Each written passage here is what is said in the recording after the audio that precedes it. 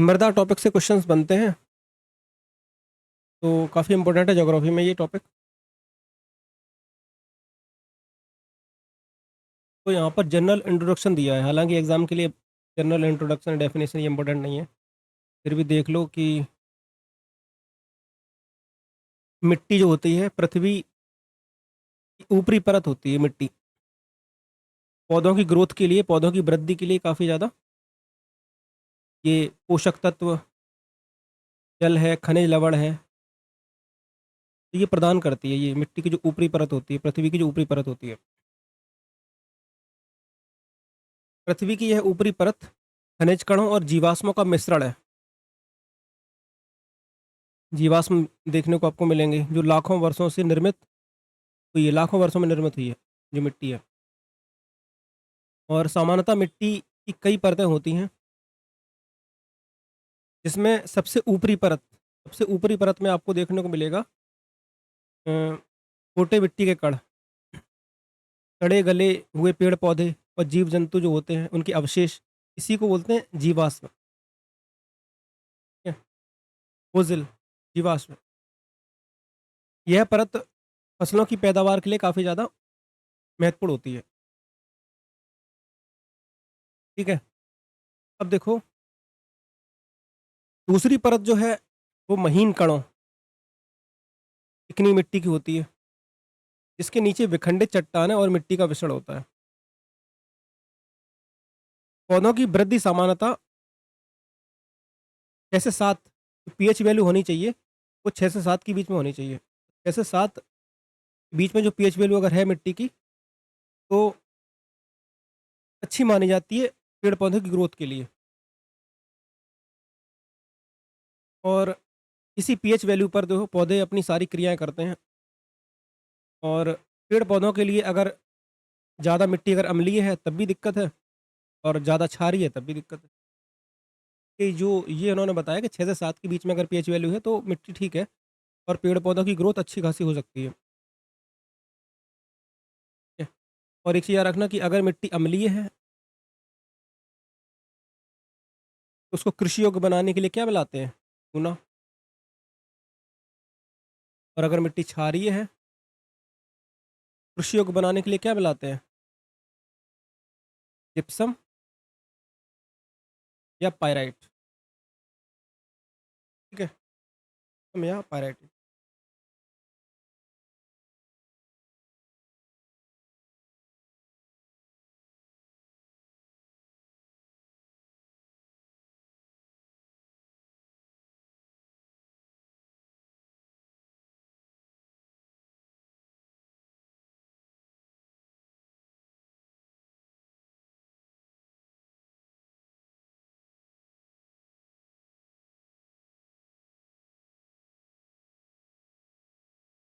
आवाज़ क्लियर है आप लोगों को? आ रही है आवाज़? आप लोग बता जरा। और ह्यूमस, खनिज तत्व, जल और वायु मृदा के मुख्य घटक होते हैं ये। यही तो मृदा के लिए जो है मेन कंपोनेंट है। जो ह्यूमस है, खनिज तत्व है, जल है, वायु है, ये सारी चीज़ें। और मृदा परिच्छेदिका, यहाँ पे सॉइल प्रोफाइल के बारे में बताया गया है। और सॉइल प्रोफाइल में आप देखोगे मृदा के स्तर इन्होंने बताए हैं कि सबसे ऊपरा ऊपरी स्तर कौन सा है, फिर उसके बाद देखो ये ए है, बी है, सी है, इस तरीके के स्तर बताए हैं इन्होंने। तो आप देखोगे अ, मृदा परिच्छेदिका कई मृदा स्तरों से मिलकर बनती है। कई आपको स्तर यहाँ पे मिट्टी में देखने को मिलेंगे मृदा के। प्रत्येक स्तर अपने भौतिक और रासायनिक संगठन, जैविक पदार्थों और मृदा संरचना से एक दूसरे से भिन्न मिलेंगे। प्रत्येक जो स्तर है मिट्टी का, वो भौतिक और रासायनिक संगठन के मामले में एक दूसरे से भिन्न मिलेगा देखने को। पहला है स्तर ओ। जमीनी स्तर पर ह्यूमस और जैविक सामग्री की प्रचुरता होती है यहाँ पे। यहाँ पर आपको ह्यूमस जो है अच्छी खासी मात्रा में मिलेगा, और जैविक सामग्री यहाँ पर प्रचुर मात्रा में बताई जा रही है। इसके बाद आपका स्तर ए स्टार्ट हो जाता है, फिर बी है, फिर सी है, इस तरीके से। अगर ए स्तर की बात करें तो आम तौर पर काले रंग की और कार्बनिक पदार्थों में समृद्ध है, और इस स्तर का निच्छालन का क्षेत्र, इसको निच्छालन का क्षेत्र भी कहा जाता है। क्योंकि देखो, ऊपर स्टार्टिंग में आपको जो है ये ओ स्तर की मिली है, तो ये जो परत होती है ना, बहुत पतली होती है। क्योंकि इसका जब ह्रास होगा तो फिर सीधे आपका ये स्तर ए स्टार्ट हो जाएगा। तो इसका निच्छालन इरोज़न काफ़ी ज़्यादा होता है। इसका क्षेत्र भी कहा जाता है, इसीलिए इसीलिए इसको जो है निच्छालन का क्षेत्र भी कहा जाता है। खनिज पदार्थों और जैविक पदार्थ भी साथ-साथ मिलते हैं यहाँ पे, खनिज पदार्थ और जैविक पदार्थ। पौधों की अधिकांश जड़ें इसी में पाई जाती हैं, स्तर ए में। पौधों की जो अधिकांश जड़ें जो है ना, वो इसी स्तर में मिलेंगी आपको, स्तर ए में। स्तर बी की बात करते हैं। भूमि के नीचे की मृदा, चिकनी मृदा और गाद आपको मिलेगी यहाँ, स्तर बी में, चिकनी मृदा। तो जब भी देखना कभी नल वगैरह लगाया जाता है ना, तब जब खुदाई की जाती है नल लगाने के बाद, तब देखना कई तरह की मिट्टी देखने को मिलती है। एक स्तर अलग मिलेगा, कहीं किसी प्रकार का कलर मिट्टी का अलग मिल जाएगा, या आपके कंकड़ पत्थर छोटे-छोटे देखने को मिलेंगे कुछ कुछ स्तरों में इस तरह से। इस स्तर का जल संचयन का क्षेत्र भी कहा जाता है। इसमें पानी होता है जो निकाला जाता है ज़मीन से, वो स्तर बी में होता है। इस स्तर को जल संचयन का क्षेत्र कहते हैं, और साथ ही यह स्तर अपने ऊपरी स्तर के सभी निच्छालित खनिजों को क्या करता है, ये संग्रहित कर लेता है। यह स्तर घुलनशील खनिजों और कैल्सीलाइट से मिलकर बना होता है। इसमें आपको लोहा है, एल्युमिनियम है, और जैविक मिश्रण संग्रहित यहाँ पे मिलेंगे। इसके बाद आपका ये सी स्तर आपको देखने को मिलेगा, ऋतु खराब चट्टान और ये सब। खैर इतना इम्पोर्टेंट ये है नहीं। बस ए, बी, सी, ये 2-3 ये स्टार्टिंग के 2 याद रख लो, बहुत है। स्टार्टिंग का पहले शुरुआत में ओ है, फिर आपका ए है, फिर बी है, बस इतना काफ़ी है। अब मृदा का वर्गीकरण करें अगर, तो भारतीय कृषि अनुसंधान परिषद है, इसके अकॉर्डिंग मृदा को कुल 8 भागों में बाँटा गया है। 8 प्रकार हैं मिट्टी के, भारतीय कृषि अनुसंधान परिषद के अकॉर्डिंग। और आईसीएआर, इसकी स्थापना आप लोग बताओगे, और इसका हेडक्वार्टर कहाँ है, ये भी आप लोग बताओगे। दोनों बातें। भारतीय कृषि अनुसंधान परिषद का हेडक्वार्टर कहाँ है, और स्थापना कब हुई है? अपना,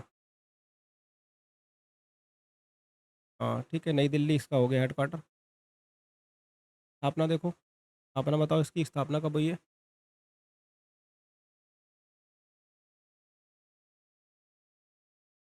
करो। 16 जुलाई 1929, ठीक है। 16 जुलाई 1929, ठीक। 1929 में कांग्रेस का लाहौर अधिवेशन हुआ था, ऐसे बना लो, याद कर लो। भारतीय कृषि अनुसंधान परिषद की स्थापना भी हुई है 16 जुलाई 1929 को। स्थापना हुई, हेडक्वार्टर जो है वो नई दिल्ली में। अब बात करते हैं पहली मिट्टी की, जो है जलोढ़ मृदा। सबसे ज़्यादा विस्तृत मृदा मिलेगी आपको। भारत में सर्वाधिक पाई जाने वाली मृदा जो है ये एलोवेल सॉइल ही है, ठीक है। इसमें एक पॉइंट याद रखना, मिट्टियों में एक पॉइंट कॉमन है, नाइट्रोजन, फास्फोरस, पोटेशियम। हर मिट्टी में आपको इसकी कमी मिलेगी। और ह्यूमस, क्या बोलते हैं, जीवाश्म, जीवाश्म इसे बोलते हैं ह्यूमस, इसकी भी कमी मिलेगी।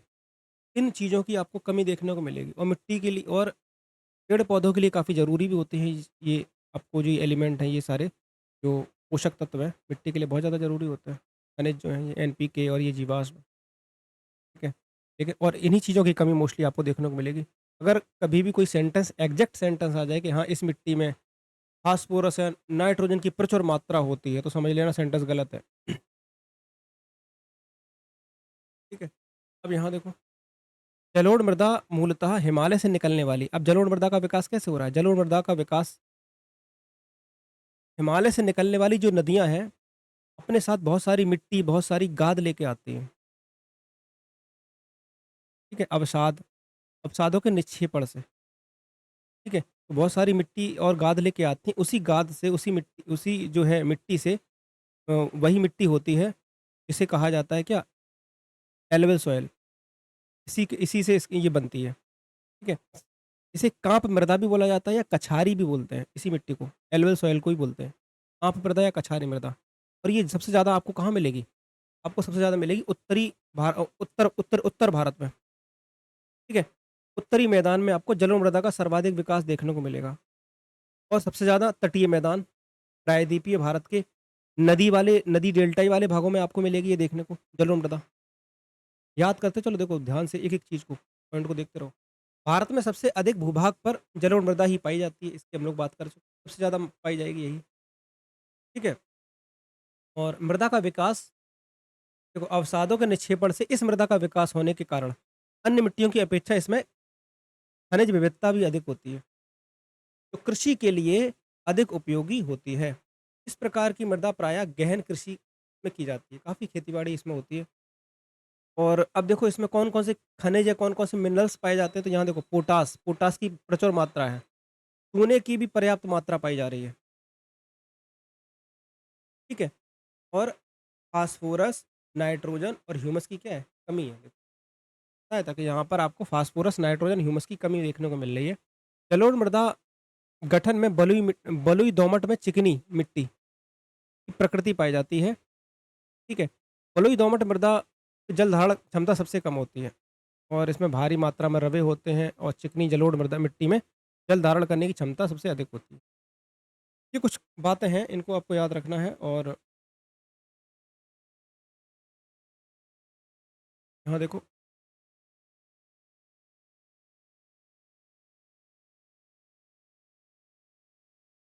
इसका जो रंग होता है वो हल्के धूसर, राख धूसर जैसा होता है। जो निक्षेपण की गहराई, गठन व निर्माण में लगने वाली समयावधि पर निर्भर करती है। अब जलोढ़ मृदा में भी आपको याद रखना है, एक होती है बांगर। जलोढ़ मृदा में एक होती है बांगर और एक होती है खादर। बांगर और खादर, इस पर हम लोग बात कर चुके हैं, बांगर और खादर पर। अगर हम बात करें कि बांगर और खादर में सबसे अच्छी मिट्टी कौन-सी होती है? क्या बताओगे? अच्छी होती है खादर, ठीक है? खादर मिट्टी होती है। क्योंकि खादर जो है, ये नवीन जलोढ़ मृदा है। जो बांगर जो है, ये भी जलोढ़ मृदा है, लेकिन ये पुरानी जलोढ़ मृदा है।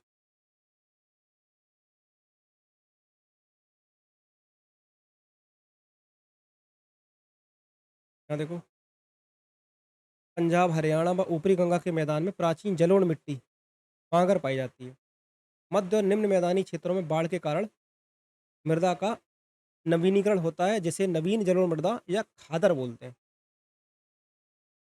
खादर मृदा को आप जो है नवीन जलोढ़ मृदा भी कह सकते हो या बाढ़ की मृदा भी बोल सकते हो, क्योंकि बाढ़ यहाँ हर साल बाढ़ आती है।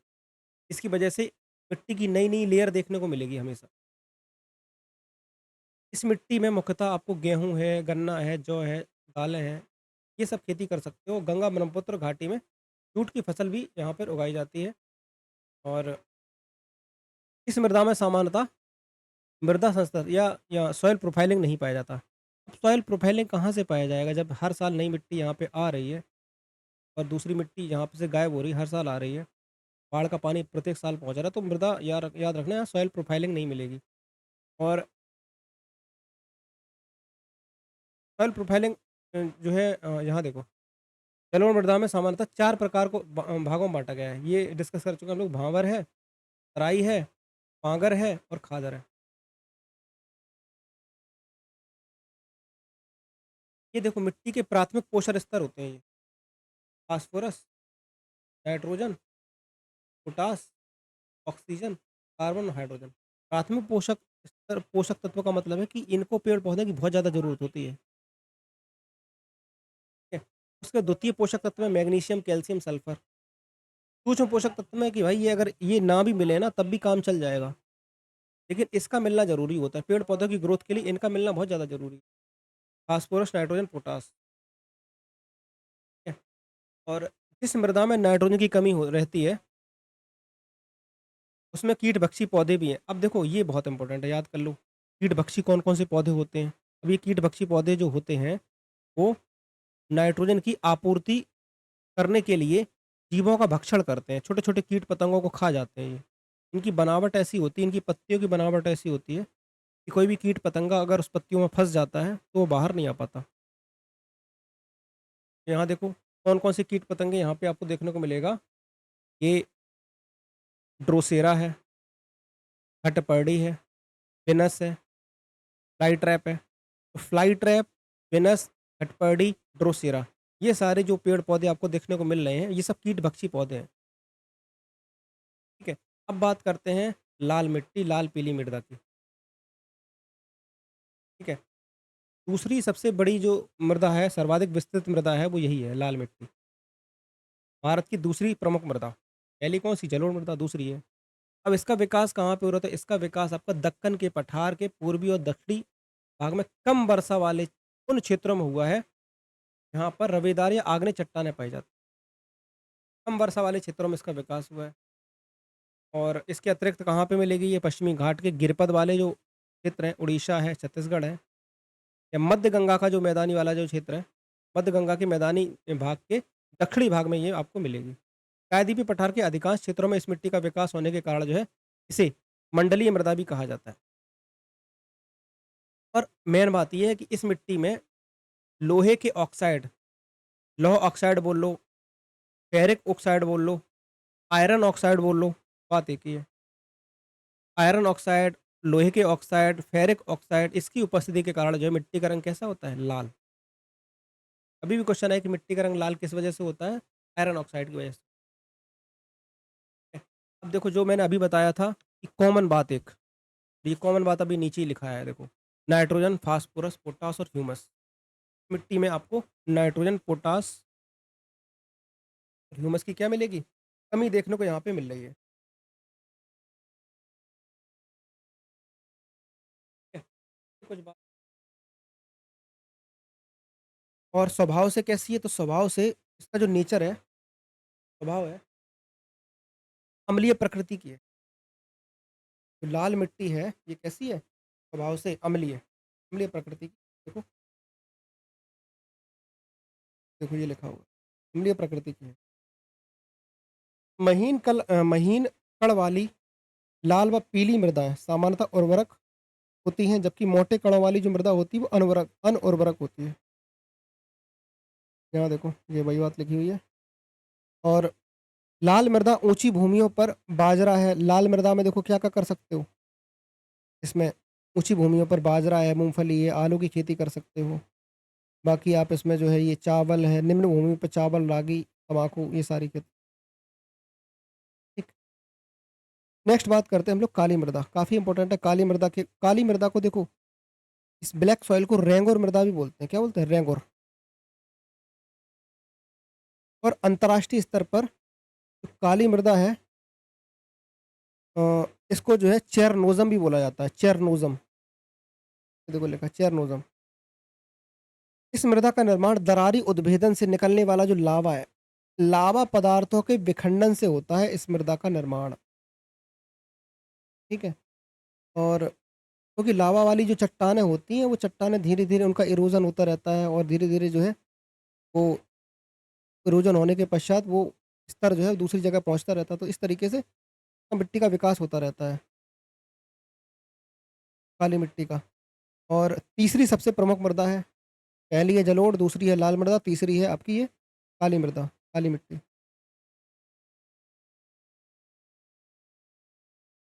कहाँ पर? अपने यूपी में? हाँ, इंडिया में। इंडिया में सबसे ज़्यादा तो वही है, जलोढ़ मृदा पाई जाएगी सबसे ज़्यादा। सबसे बड़ा जो स्तर है जो विस्तृत जो मृदा है, वो जलोढ़ मृदा ही है सबसे ज़्यादा। क्योंकि जलोढ़ मृदा का एरिया ही, आप खुद ही देखो वो क्या कह रहा है, जलोढ़ मृदा तटीय इलाकों में मिलेगी। तटीय इलाका काफ़ी ज़्यादा आपको देखने को मिल रहा है, ठीक है? और नदियों की डेल्टाई क्षेत्रों पर, नदियों का जो किनारे है वहाँ, उन क्षेत्रों पर भी काफ़ी ज़्यादा देखने को मिलेगी। तो सबसे ज़्यादा जलोढ़ मृदा ही मिलेगी। दूसरी लाल मृदा हो गई, तीसरे नंबर पे काली मृदा है। काली मृदा लावा पदार्थों के विखंडन से इसका निर्माण होता है। इसका जो विकास है, इसका जो कहाँ-कहाँ पे है, महाराष्ट्र वाला जो रीजन है, महाराष्ट्र वाले रीजन का दक्कन ट्रैप है, उसका उत्तरी और पश्चिमी क्षेत्र। इसके अलावा जो है हाँ, मध्य प्रदेश के मालवा पठार, गुजरात का जो काठियावाड़ का जो प्रायद्वीपीय भाग है, ठीक है? यहाँ पर आपको देखने को मिलेगी। आंध्र प्रदेश, तेलंगाना, छोटा नागपुर का जो राजमहल वाला जो पर्वतीय क्षेत्र है, छोटा नागपुर का जो राजमहल वाला जो पर्वतीय क्षेत्र है, वहाँ पे ये मिट्टी मिलेगी आपको देखने को। ये मिट्टी की कुछ खास बातें हैं। काली मृदा जो है कपास की खेती के लिए काफ़ी ज़्यादा अच्छी मानी जाती है, ठीक है? सबसे अच्छी मानी जाती है कपास की खेती के लिए। ऐसा नहीं कि कपास किसी और मिट्टी में नहीं होता है, और मिट्टी में भी हो जाएगा, लेकिन सबसे अच्छी मिट्टी यही मानी जाती है, काली मृदा। काली मिट्टी की खास बात ये है कि इसमें जल धारण करने की क्षमता काफ़ी होती है। जल धारण करने की, वाटर एब्ज़ॉर्ब कैपेसिटी काफ़ी ज़्यादा होती है, काली मिट्टी की, ठीक है? और दूसरी खास बात ये है कि जैसे ही काली मिट्टी सूखती है, तो उसमें दरारें पड़ जाती हैं। कहीं देखा हो ताला हाँ,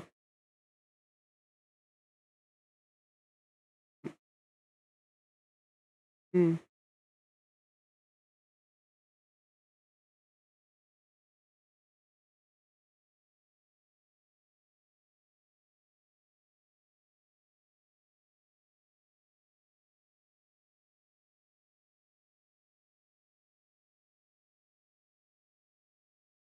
अच्छा, मुझे ही भेज देना क्वेश्चन, हम देख लेंगे,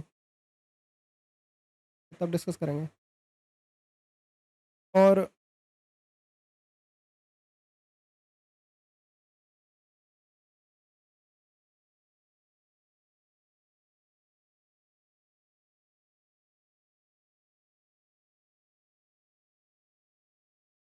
हुँ, चलो अब इधर देखो, तो जो काली मिट्टी है, इसको स्वतः जुताई वाली मिट्टी बोलते हैं, क्योंकि दरारें पड़ जाती हैं, इसलिए स्वतः जुताई वाली मिट्टी बोला जाता है।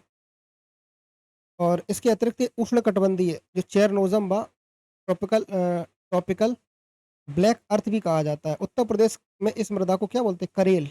इनकी जगह पे यूपी में इस मिट्टी को करेल बोलते हैं।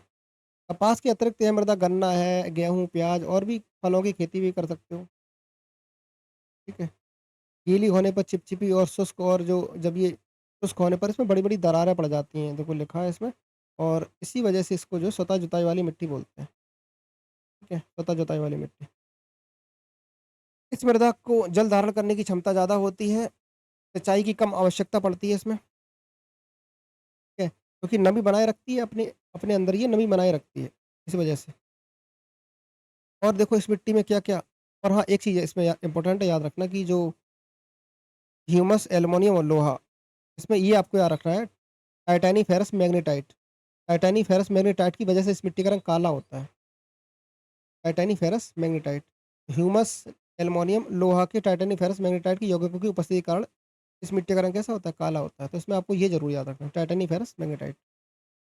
इस मिट्टी में देखो, फिर वही बात आ गई कॉमन वाली जो हम लोगों ने डिस्कस किया था, नाइट्रोजन, फास्फोरस, जैविक पदार्थों की क्या होती है? कमी, ठीक है? पोटास, एल्युमिनियम, मैग्नीशियम कार्बोनेट यहाँ पे पर्याप्त मात्रा में देखने को। अब बात करते हैं, नेक्स्ट मिट्टी आती है लैटेराइट मिट्टी। लैटेराइट मिट्टी वहाँ मिलेगी जहाँ पर 200 सेंटीमीटर के आसपास वर्षा होगी और हाई टेम्परेचर होगा। टेम्परेचर भी आपका हाई होना चाहिए, उच्च तापमान होना चाहिए, और वर्षा कितनी होनी चाहिए? 200 सेंटीमीटर से ऊपर वर्षा होनी चाहिए। तो अब जब वर्षा ज़्यादा होती है, तो जिसकी वजह से जो लैटेराइट मिट्टी है, इसमें सिलिका सिलिका का क्या होता है? निक्षालन हो जाता है। सिलिका पानी के साथ बह जाता है, ठीक है? अब जब सिलिका पानी के साथ बह जाएगा, तो ऑब्वियस सी बात है कि मिट्टी कैसी हो जाएगी? मिट्टी हो जाएगी कठोर। जब ये मिट्टी सूखेगी ना, तो ये मिट्टी काफ़ी कठोर हो जाती है। जब इस मिट्टी में पानी पड़ता है तो ये मिट्टी बहुत मुलायम हो जाती है, सॉफ्ट हो जाती है। ठीक है? तो सूखने के पश्चात ये ईंट जैसी कठोर हो जाती है। तो इसीलिए जो है याद रखना कि ये जो मिट्टी है वो ईंटों के निर्माण के लिए इसके लिए ईंटों के निर्माण के लिए काफ़ी अच्छी मानी जाती है। ठीक है? कौन-सी मिट्टी? लैटराइट मिट्टी। लैटराइट मिट्टी में सिलिका का निच्छालन हो जाता है, सिलिका बह जाता है पानी से। बचता क्या है? बचता है आयरन के ऑक्साइड। और आपको पता है कि आयरन के ऑक्साइड या आयरन ऑक्साइड की वजह से मिट्टी का रंग कैसा होता है? लाल। याद रखना लैटराइट मिट्टी का रंग भी लाल ही होता है। समझ गए? याद रखना। नेक्स्ट बात करते हैं। ये देखो लिखा है लोहे के ऑक्साइड और एल्युमिनियम के यौगिक इस बचते हैं मृदा में, सिलिका का निच्छालन हो जाता है। ठीक। ये साधारणतः लाल और भूरे रंग की होती है, लाल भूरे रंग की होती है और मुख्य रूप से पश्चिमी घाट में, ये पश्चिमी घाट के पर्वतों के गिरिपद वाला जो क्षेत्र है वहाँ पर आपको देखने को मिलेगी। केरल के मालाबार आपको क्षेत्र में मिलेगी, आपको ये कर्नाटक है, महाराष्ट्र है, उड़ीसा है, ये पठारी कुछ क्षेत्रों में, राजमहल की क्षेत्रों में, छोटानागपुर वाले कुछ क्षेत्रों में मिलेगी। असम के पहाड़ी क्षेत्रों में, मेघालय में भी काफ़ी वर्षा होती है तो मेघालय में मिलेगी। ठीक है? उच्च तापमान में आसानी से पनपने वाले जीवाणु ह्यूमस की मात्रा को तीव्र गति से नष्ट और समाप्त कर देते हैं। इसके कारण मृदा में नाइट्रोजन, फास्फोरस, कैल्शियम की कमी होती है और इस मिट्टी में आप जो है रबड़ है, कॉफ़ी है ना? इन सब की खेती-बाड़ी कर सकते हैं। और मिट्टी में देखो कहवा, चाय, कहवा, रबड़, सिनकोना, काजू, मोटे अनाज, मसाले ये सारी खेती कर सकते हैं। और मेन बात जो हम बता चुके हैं अभी कि लेटराइट मृदा का प्रयोग मकान निर्माण के प्रयोग में आने वाले ईंटों के निर्माण के लिए करते हैं। क्योंकि सूखने के पश्चात ये बहुत ज़्यादा कठोर हो जाती है। अब बात करते हैं मृदा में पोषक तत्व पौधे पौधे में उनके कार्य हैं। बहुत इंपॉर्टेंट है फास्फोरस, नाइट्रोजन, पोटेशियम, कैल्शियम बहुत ज़रूरी होते हैं। ये मृदा के लिए पोषक तत्वों के रूप में इनका प्रयोग किया जाता है। ठीक है? नाइट्रोजन को पौधे पौधे नाइट्रोजन ज़रूरी होता है पौधे की ग्रोथ के लिए, प्रोटीन उत्पादन के लिए पेड़ पौधों में। ठीक है? रोग प्रतिरोधक क्षमता बढ़ाने और पानी की उचित अवशोषण करने के लिए पोटेशियम की ज़रूरत होती है। कोशिका संरचना विभाजन में कैल्शियम की ज़रूरत होती है। फास्फोरस से जड़ों का विकास होता है। ऊर्जा संग्रहण या शीघ्र फल पकाने में फास्फोरस काफ़ी हेल्प करता है।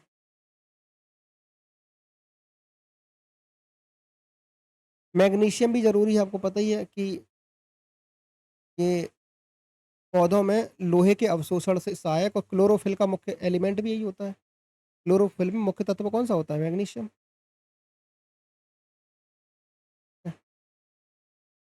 और मॉलिब्डेनम मॉलिब्डेनम का यूज़ क्या होता है? दलहनों में नाइट्रोजन फिक्सेशन का काम करता है ये। नाइट्रोजन फिक्सेशन में हेल्प करता है मॉलिब्डेनम। और ये सोडियम सूखा प्रतिरोध में वृद्धि करता है। स्टोमेटा के खोलने में सहायक होता है सोडियम। तो ये कुछ खनिज तत्व हैं जो ज़रूरी होते हैं पेड़ों के लिए। अब बात करते हैं पर्वतीय मृदा। पर्वतीय मृदा कहाँ मिलेगी? तो पर्वतीय मृदा पर्वतीय भाग में मिलेगी। ठीक है? तो पर्वतीय मृदा है, ये पर्वतीय क्षेत्रों में मिलेगी और जैसे हिमालय वाला जो रीजन है और नमस्कार। तो हिमालय वाला रीजन है, उत्तर पूर्वी भाग है, नॉर्थ ईस्ट वाला जो रीजन है, प्रायद्वीपीय भारत का जो पहाड़ी क्षेत्र है, यहाँ पर आपको ये पर्वतीय मृदा मिलेगी। अब पर्वतीय मृदा में आपको खास बात ये है कि अभी तक जैविक जैविक जो पदार्थ है या ह्यूमस है, उसकी कमी हर मिट्टी में मिल रही थी, लेकिन यहाँ पर आपको जो पर्वतीय मृदा है, यहाँ पर आपको जैविक अ, या जो जीवाश्म है, वो प्रचुर मात्रा में देखने को मिलेंगे। देखो इस मृदा के निर्माण पर पर्वतीय पर्यावरण का अधिक प्रभाव रहता है। पर्वतीय पर्यावरण में परिवर्तन के रूप में मिट्टी की संरचना व संगठन में भी परिवर्तन होता है। घाटियों में प्रायः यह दोमटी व ऊपरी ढलानों पर इनकी प्रकृति मोटे कणों वाली होती है। पर्वतीय मृदा का विकास सामान्यतः पर्वतीय ढालों पर होता है और दिक्कत यहाँ पर ये है कि यहाँ पर जो सॉइल इरोज़न है, मृदा अपरदन है, बहुत ज़्यादा होता है।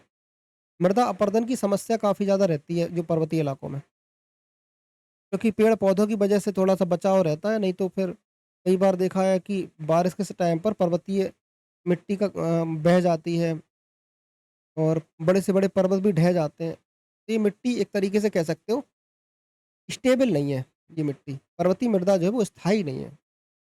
हम इसे अप्रोण कह सकते हो। अप्रोण मृदा देखो, लिखा है साधारणतः है अप्रोण मृदा है। ठीक है, इम्मैच्योर मृदा बोलते हैं, इम्मैच्योर मृदा है। पर्वतीय मृदा का विकास सामान्यतः पर्वतीय ढालों पर तो है और देखो ये लिखा है पतली परतों के रूप में मिलेगी ये आपको और अप्रोण मृदा है ये। पर्वतीय मृदा कैसी है? पर्वतीय मृदा जो नेचर है इसका जो प्रकृति है वो कैसी अम्लीय है और जीवाश्मों की अधिकता होने के बावजूद भी जीवाश्मों का अपघटन नहीं हो पाता। इसमें आपको देखो और बाकी पोटास है, फास्फोरस है या चूना है, इसकी कमी मिलेगी। ठीक है? चूना कम है इसी वजह से तो इसकी नेचर जो अम्लीय है। इस मृदा की गहराई कम होती है, रंध्र युक्त होती है, सरंध्र युक्त। पर्वतीय ढलानों पर विकसित होने के कारण जो है, ये मृदा बागानी फसलों के लिए काफ़ी ज़्यादा अच्छी मानी जाती है। ये यहाँ पर आपको कॉफ़ी है, चाय है, रबड़ है, ये सब कर सकते हो। कृषि और फल वृक्ष भी उगा सकते हो, फलों की खेती भी कर सकते हैं, मसाले हैं। अब बात करते हैं अगली जो मृदा है वो है एरिड और डेजर्ट सॉइल। अब एरिड से एक बात याद आ रही है।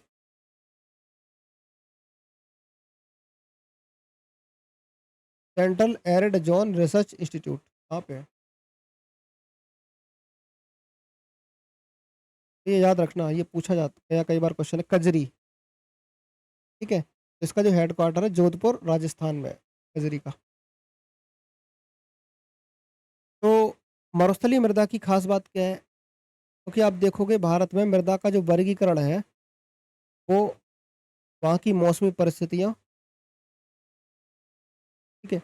वहाँ का टेम्परेचर, वर्षा की मात्रा, कई सारे फैक्टर्स हैं जिन पर ये डिपेंड होती है, जिन पर ये निर्भर करती है ये मिट्टी। क्योंकि आप पर्वतीय इलाकों में जाओगे मिट्टी अलग प्रकार की, पेड़ पौधे भी आपको अलग प्रकार के देखने को मिलेंगे।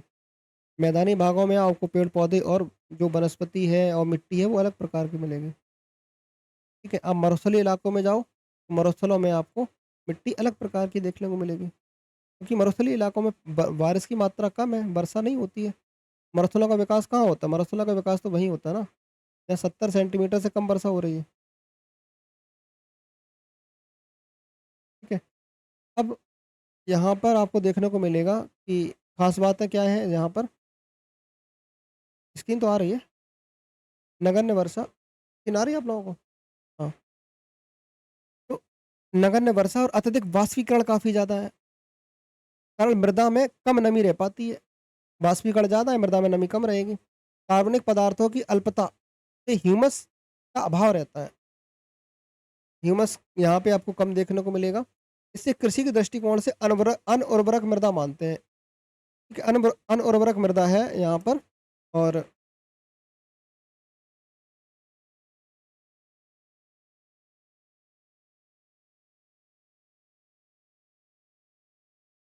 कहाँ-कहाँ मिलेगी? पश्चिमी राजस्थान, दक्षिणी पंजाब, पश्चिमी हरियाणा, उत्तरी गुजरात के शुष्क प्रदेशों में ये मिट्टी आपको देखने को मिलेगी। ठीक है? रेत की मात्रा ज़्यादा होती है, कैल्शियम है, लोहा है, फास्फोरस है, ये तो प्रचुर मात्रा में मिलेगा। ठीक है?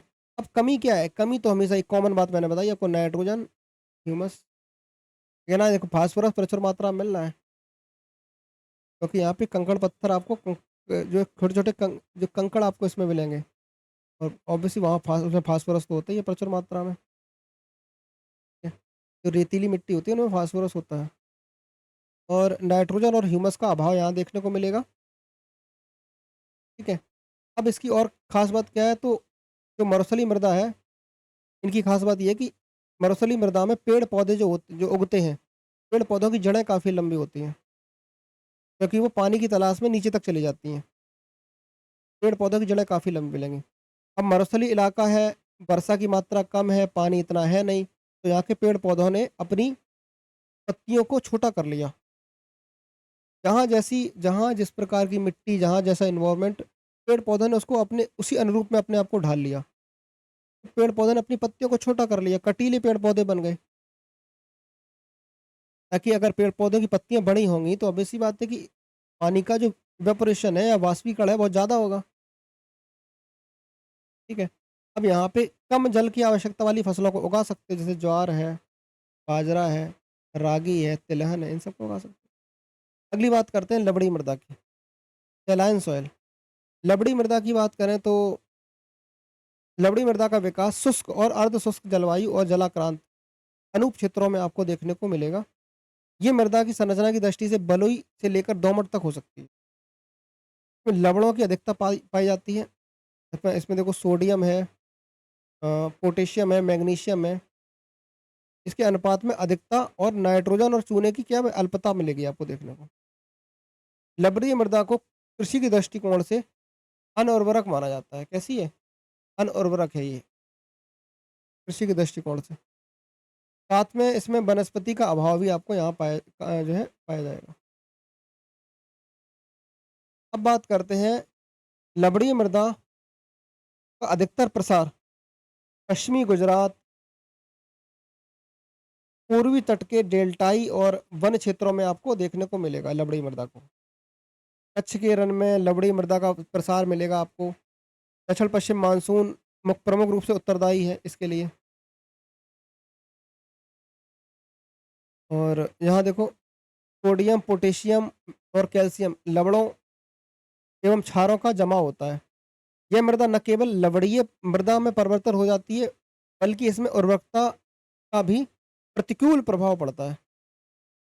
लवणीय मृदा है तो जो उर्वरकता है वो ऑब्वियस सी बात है कि इतनी ज़्यादा अच्छी उर्वरक मिट्टी तो है नहीं है।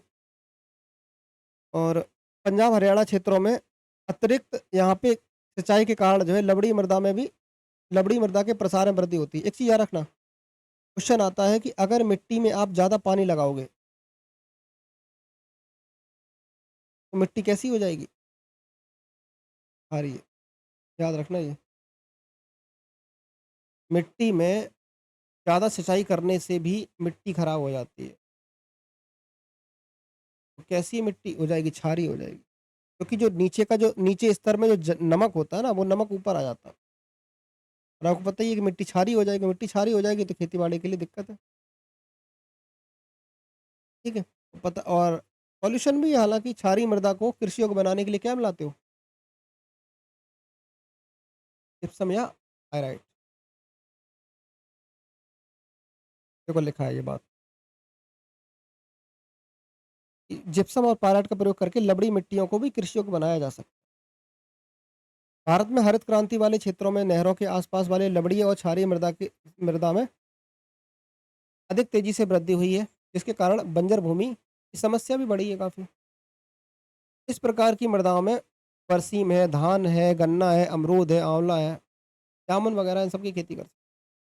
अब बात करते हैं पीट मृदा या बायोटिक सॉइल जिसे बोलते हैं जैविक मृदा या पीट मृदा। अब पीट मृदा वहाँ मिलेगी जहाँ पानी काफ़ी ज़्यादा इकट्ठा रहता है, कंज़र्व रहता है पानी। ज़्यादा पानी की मात्रा जहाँ भरा पानी का भराव ज़्यादा रहता है। पानी का भराव रहेगा तो क्या बनेंगे? दलदल बनेंगे, दलदली क्षेत्र में। तो दलदली क्षेत्र में ये मृदा काफ़ी ज़्यादा मिलेगी। इस मृदा का निर्माण नदियों के द्वारा निर्मित डेल्टाई क्षेत्रों में जल भराव के कारण होता है। इस मृदा में भौतिक और रासायनिक परिवर्तन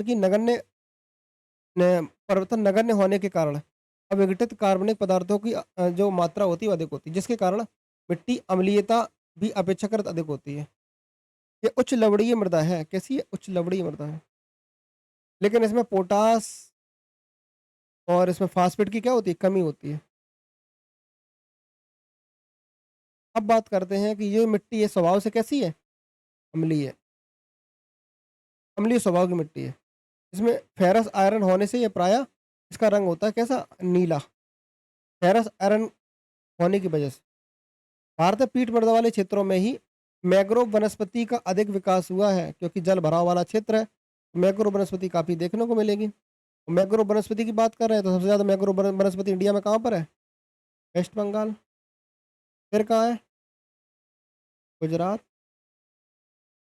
वो तो याद ही रखो कम से कम। सबसे ज़्यादा मैंग्रोव वनस्पति कहाँ मिलेंगी ऐसे? ये भारत में मुख्य रूप से केरल के अ, अलप्पुझा जिला, उत्तराखंड के अल्मोड़ा और सुंदरबन डेल्टा में पाई जाती है। यह हल्की उर्वरकता वाली फसलों हेतु उपयुक्त मृदा है। उपयुक्त दशा में वनस्पतियों की समृद्धि के कारण इसमें जीवाश्म के अंश व ह्यूमस अधिक मात्रा में पाए जाते हैं, जिसके कारण यह मृदा हल्के काले रंग की हो जाती है। अब बात करते हैं मृदा स्वास्थ्य कार्ड। सॉइल हेल्थ कार्ड सरकार ने शुरू किया था फरवरी 2015 में। नरेंद्र मोदी ने शुरू किया था, सूरतगढ़ राजस्थान से किया था मृदा स्वास्थ्य कार्ड का। उद्देश्य क्या है? 3 साल में 14 करोड़ से अधिक किसानों को मृदा स्वास्थ्य कार्ड उपलब्ध कराना। ठीक है, क्योंकि सरकार चाहती थी कि जब तक मिट्टी की टेस्टिंग नहीं होगी, मिट्टी का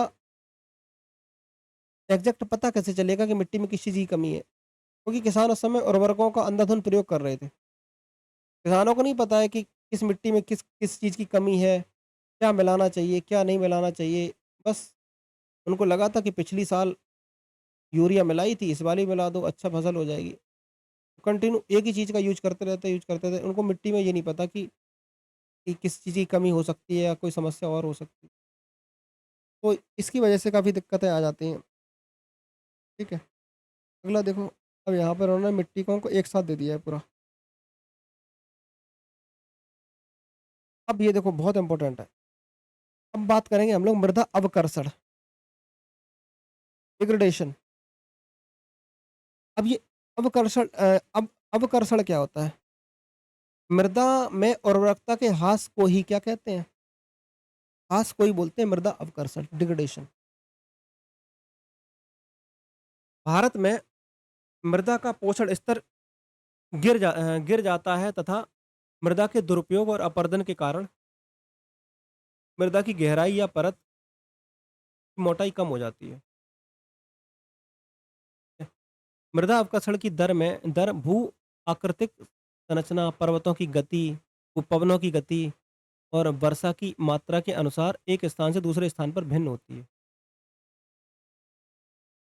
क्योंकि अगर पवनों की गति तेज होगी तो ऑब्वियस सी बात है कि डिग्रेडेशन होगा मृदा का। ठीक है? वो डिपेंड करता है कि किसी जगह पर क्या कंडीशन है। कहीं पर पवनें बहुत तेज हैं, कहीं पर वर्षा बहुत ज़्यादा है, इसकी वजह से मृदा का डिग्रेडेशन होता है। ठीक है? कुल मिलाकर मृदा का इसमें मृदा की जो उर्वरकता है उसका ह्रास होता है इस वजह से। अब बात करते हैं सॉइल इरोज़न, बहुत इंपॉर्टेंट है सॉइल इरोज़न। सॉइल इरोज़न के टाइप हैं कई, कि किस प्रकार से सॉइल इरोज़न होता है किस और कैसे-कैसे सॉइल इरोज़न होता है। यहाँ देखो,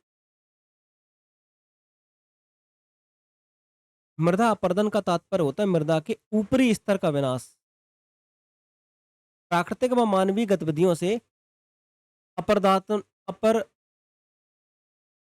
अपरदनात्मक प्रक्रियाओं द्वारा मृदा के ऊपरी स्तर का क्या होता है, ऊपरी परत का क्षरण हो जाता है। वो गतिविधि चाहे प्राकृतिक हो, चाहे वो मानवीय गतिविधि हो। जिसकी वजह से मृदा का क्या होता है, क्षरण होता है, जिसे मृदा अपरदन या मृदा इरोजन, सॉइल इरोजन बोला जा रहा है। प्राकृतिक रूप से होने वाली मृदा अपरदन या मृदा निर्माण प्रक्रिया में एक प्रकार का संतुलन पाया जाता है। अगर प्राकृतिक रूप से बात करें तो मृदा अपरदन या मृदा का निर्माण प्रक्रिया में एक संतुलन संतुलन आपको देखने को मिलेगा। किंतु ह्यूमन इंटरफेयर इतना ज़्यादा हो चुका है, मानवीय हस्तक्षेप के द्वारा जो है संतुलन में अव्यवस्था उत्पन्न हो चुकी है। ठीक है? और मृदा अपरदन की दर में वृद्धि होती है। मृदा अपरदन के लिए उत्तरदायी अपरदनात्मक जो कारक हैं, वो देखो यहाँ पे कृषि, पशुचारण जो है, पशुचारण भी एक ज़िम्मेदार कारक है। का तरीका कृषि का अवैज्ञानिक तरीका और प्रवाहित पवन, मानव बस्तियों का निर्माण, खनन, कई कुल मिलाकर ये सारे फैक्टर्स हैं, जिसकी वजह से मृदा का अपरदन होता है। ये कारक हैं अपरदन के। अब यहाँ देखो इन्होंने दे रखा है causes of the soil erosion किस और क्या कारण है, तो निर्वनीकरण निर्वनीकरण भी एक बहुत ही इम्पोर्टेंट कारक हो सकता है मृदा अपरदन का, क्योंकि पेड़-पौधे जो होते हैं वो मिट्टी पेड़-पौधों की जड़ें जो होती हैं मिट्टी को जकड़े रहती हैं। अगर किसी पेड़-पौधे को काट दोगे तो मिट्टी का इरोज़न स्टार्ट हो जाता है, ठीक है? तो निर्वलीकरण, वनों को काटोगे ऑब्वियस सी बात है कि फिर वन पानी के बहाव व वायु की गति को वन जो होते हैं या पानी का जो बहाव होता है, ये वायु की गति जो है इसको कम करता है। कौन? वन। वृक्षों की जड़ें मिट्टी को जकड़ कर रखती हैं, किंतु वृक्षों को अविवेकपूर्ण दोहन करने से या कटाई करने से मृदा की अपरदन की तीव्रता क्या हो जाती है? बढ़ जाती है। और क्या कारक है? दूसरा कारक है अत्यधिक पशुचारण। क्योंकि पशु अगर एक जगह से दूसरी जगह चरने जाते हैं तो ऑब्वियस सी बात है कि घास भी तो एक तरीके से मिट्टी को जकड़े रहती है। घास को खाएँगे और अत्यधिक चराई जब होती है, चराई चराई तो ठीक है, लेकिन अगर अत्यधिक चराई हो जाती है, तब दिक्कत आती है। फिर और दूसरी चीज़ मिट्टी और बहुत सारे जानवर एक ही जगह चराई कर रहे हैं, चर रहे हैं तो उसमें भी दिक्कत है। क्योंकि जानवरों के जो खुर होते हैं, जो पैर होते हैं जानवरों के खुर, वो क्या करते हैं मिट्टी में गड़ जाते हैं इस तरीके से, तो कुल मिलाकर जो है वो जगह या वहाँ पर मिट्टी का इरोजन स्टार्ट हो जाता है, अपरदन स्टार्ट हो जाता है। ठीक है? अब जलीय अपरदन की बात करें तो जल के द्वारा मिट्टी के घुलनशील पदार्थों को घुलाकर एक स्थान से दूसरे स्थान के लिए परिवहन करना जलीय अपरदन कहलाता है। जल के भार चोट से उत्पन्न दबाव के कारण भी मिट्टी का स्थानांतरण जलगति क्रिया कहलाती है। ठीक है? जल के दबाव से प्रेशर से बहुत ज़्यादा घनघोर बारिश हो रही है तब भी मिट्टी बह जाती है। मिट्टी का काफ़ी ज़्यादा अपरदन जलीय अपरदन हो जाता है। क्योंकि अत्यधिक वर्षा वाले स्थान में वर्षा वर्षा के जल या बाढ़ से समस्या होने के कारण जो है मृदा अपरदन की संभावना सर्वाधिक होती है। अब बात करते हैं वायु अपरदन, एक कारक ये हो जाएगा वायु के द्वारा अपरदन होता है इसमें भी। एक हिमानी अपरदन होता है। हिमालय में हिम रेखा के नीचे बहने वाले बर्फ और जल को हिमनद कहा जाता है। हिम रेखा के नीचे जो और चट्टानों और मिट्टी को काटकर निचली घाटी में जमा कर देते हैं ये, जिसे हिमोड़ कहा जाता है। एक हिमानी अपरदन है। अब झूम कृषि भी आपको पता ही है। झूम कृषि में जो नॉर्थ ईस्ट साइड पे काफ़ी ज़्यादा फेमस है। हालाँकि इस पर सरकार ने काफ़ी सख्ती से पाबंदी लगाई है। तो झूम कृषि के दौरान जब एक स्थान से दूसरे स्थान पर कृषि करने के लिए वृक्षों की कटाई होती है, वनों का कटाव होगा वनों के कटाव से अपरदन की समस्या बढ़ जाती है। मिट्टी में जो पोषक तत्व जिसके पश्चात जो है, मिट्टी में जो पोषक तत्व है वो बहना स्टार्ट कर देते हैं क्योंकि पेड़-पौधे ही काट लोगे तो बचेगा क्या? भूस्खलन की समस्या भी है। भूस्खलन अपरदन पहाड़ी सतह या पर्वतीय ढाल के नीचे धँसने के कारण जो है होती है सामान्यतः भूस्खलन। ढालों पर कटाई या खुदाई या कमज़ोर भूगर्भ ढाल के होने के कारण होता है। ठीक है, और क्या-क्या समस्याएँ हो सकती हैं? वनों में आग लगना, भूमि को बंजर या खाली छोड़ना, त्रुटिपूर्ण फसल चक्र अपनाना, सिंचाई की त्रुटिपूर्ण विधियाँ हैं अपनाने से मृदा का अपरदन होता है। ये सारे मृदा अपरदन के रीज़न है, कारक हैं। अब बात करते हैं कि अपरदन के चरण क्या हैं? अब ये देखो यहाँ से पीसीएस में क्वेश्चन बन चुका है। सुन लो ध्यान से सब लोग, पीसीएस में क्वेश्चन यहाँ से बन चुका है और ये याद रखना हो सकता है दोबारा बने। तो ये चरण है, सबसे पहले मृदा का चरण होगा छोटे स्तर पे, बूँद, ये छोटे स्तर पे हो रहा है, छोटी-सी बूँद, इसे बोलते हैं फ्लास इरोज़न। यह मृदा अपरदन का प्रथम चरण होता है, शुरुआत यहीं से होती है। इसके अंतर्गत अंतर्गत सूखी मिट्टी पर बारिश की बूँदें प्रतिघात, अब सूखी मिट्टी पर बारिश की बूँदों का प्रतिघात होगा, तो मृदा के जो कण होते हैं वो वियोजित हो जाते हैं। इससे मृदा की जो ऊपरी परत है वो क्या हो जाती है, ऊपरी परत परत ब्रेक होगी अब, काट शुरू हो गया, जब बूँदें गिरेंगी ना, तो मृदा की जो ऊपरी परत है वो वियोजित होगी। मृदा के कण वियोजित होंगे और मृदा जो है विघटित होगी, स्टार्टिंग वाली परत। अब दूसरा है परत एरोजन।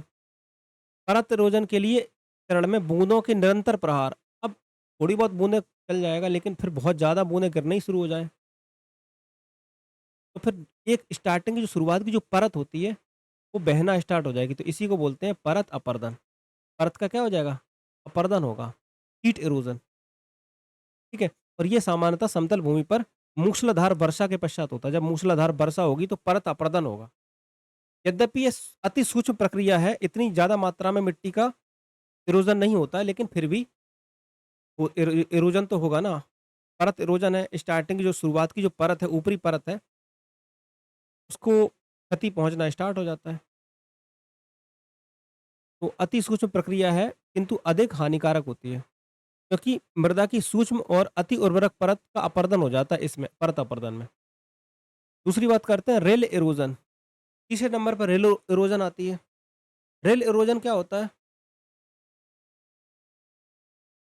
अपरदन के इस प्रकार के अंतर्गत तेज गति से बहता हुआ जल छोटी व कम गहरी नालियाँ बनाकर, अब तेज गति से जल बहता हुआ आ रहा है, तो वो छोटी-छोटी नालियाँ बना लेता है। छोटी-छोटी नालियाँ या कम गहरी नालियाँ बनाकर बहने लगता है।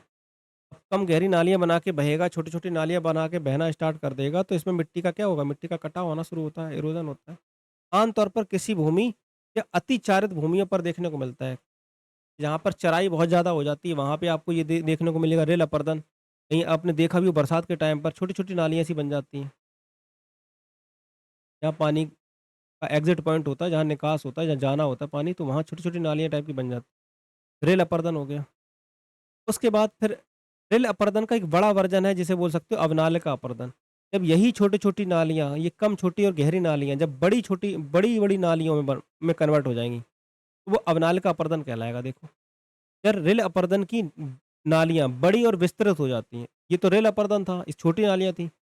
अब ये छोटी नालियाँ बड़ी नालियों में कन्वर्ट हो जाएँगी और कृषि भूमियों को छोटे-छोटे टुकड़ों में विभाजित कर देती हैं, जिससे वे कृषि हेतु अनुपयुक्त हो जाती हैं। प्रदेश में इनकी संख्या अधिक होती है, ठीक है? अब देखो ये आपका चंबल वाला जो रीजन है ना, का सबसे अच्छा एग्ज़ाम्पल हो सकता है, क्योंकि इस साइड पर आपको उत्खात भूमि, क्योंकि अब नाल का अपरदन सबसे ज़्यादा देखने को मिलेगा चंबल नदी में।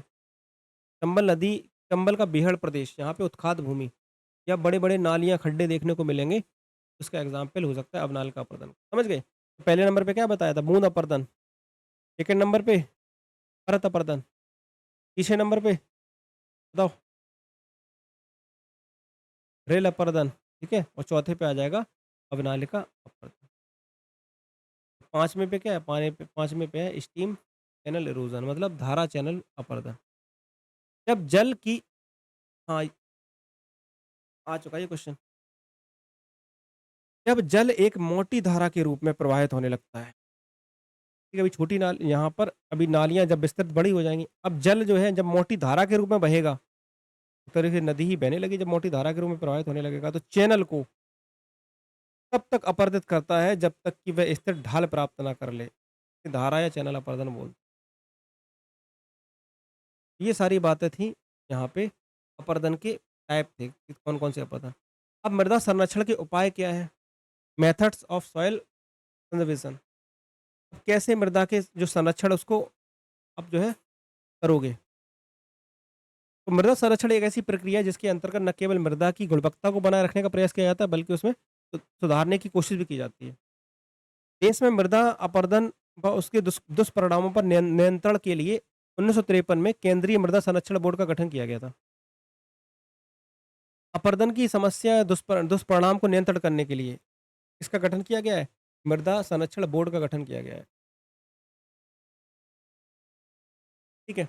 अब यहाँ पर समाधान है कि मृदा को कैसे कंज़र्व कर सकते हो, ये समाधान सारे लिखे हुए हैं।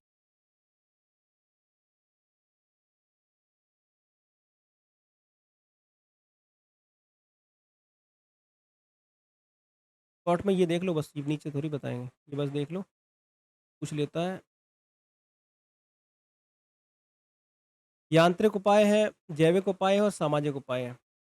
यांत्रिक उपायों में मेड़बंदी है, समोच्च रेखीय कृषि है और आपका पत्थर की मेड़ व चट्टान है, बाँध है, ऐसे लगा दो। तो ये यांत्रिक उपाय है। जैविक उपाय देखो, जैविक उपाय में क्या है?